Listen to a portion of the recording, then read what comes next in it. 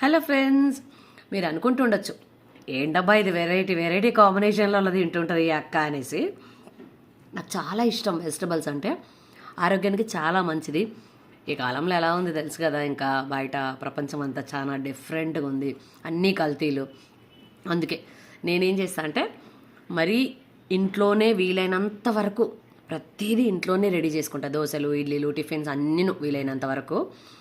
కానీ కొంచెం వెరైటీగా ట్రై చేస్తుంటా తినేటప్పుడు మాత్రం. ఓన్లీ చట్నీ, రకరకాల చట్నీ అని కాకుండా వెజిటబుల్స్ అంటే కర్రీస్తో కూడా తింటాను నేను.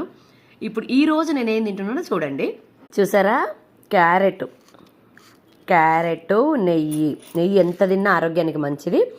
క్యారెట్, దోశ అండ్ మంచి పప్పు, టమాటా పప్పు అంటాం కదా, విత్ వంకాయ ఫ్రై. ఫ్రెండ్స్, మామూలుగా ఉండదు తింటే. అబ్బా కాంబినేషన్ ఎంత బాగుంటుందో మీరు ఒకసారి ట్రై చేయండి.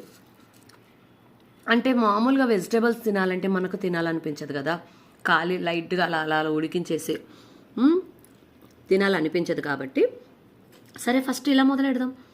ఇలా దోశ విత్ వంకాయ ఫ్రై, చాలా తక్కువ ఆయిల్ కానీ అన్నీ చాలా తక్కువ వాడతా.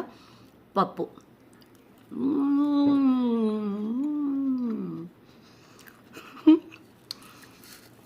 పిచ్చి అనుకోవద్దు ప్లీజ్, డైటింగ్ చేయాలి. ఆ డైటింగ్ కాస్త నాకు ఇష్టం వచ్చినట్టుగా చేద్దామని, కొద్దిగా అయినా వెజిటబుల్స్ కడుపులోకి ఎక్కువ వెళ్తాయని. డబ్బులు ఉన్న వాళ్ళైతే రకరకాల ఫ్రూట్స్, రకరకాల అన్నీ తెచ్చుకుంటారు. మన దగ్గర ఉన్నప్పుడు ఉన్నట్టు సీజన్ని బట్టి ఇది పప్పు, వంకాయ, దోశ, క్యారెట్. రోజు ఒక క్యారెట్ తింటే చాలా మంచిది, ఒక బీట్రూట్ తింటే చాలా మంచిది. తినలేము కదా, ఈ మధ్యలో క్యారెట్లు కూడా కొంచెం చేదుగా వస్తున్నాయి. చక్కెర వాడకూడదు. పాలు ఎక్కువ వాడామనుకోండి, అది కూడా బలమే కదా. కొంచెం తగ్గాలి, మన వెయిట్ తగ్గాలి, మంచిగా ఉండాలి అనుకుంటే